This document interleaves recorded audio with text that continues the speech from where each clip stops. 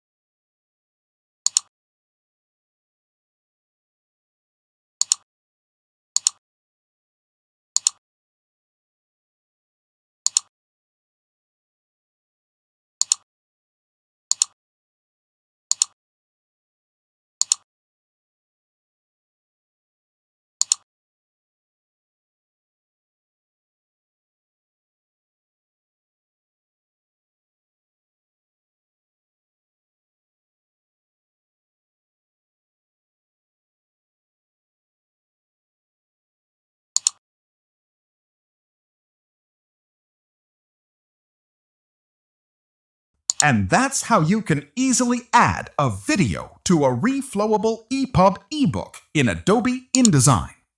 This makes your ebook more engaging and user-friendly. If you found this video helpful, don't forget to like, share, and subscribe. I'll see you again in another InDesign tutorial. Thank you.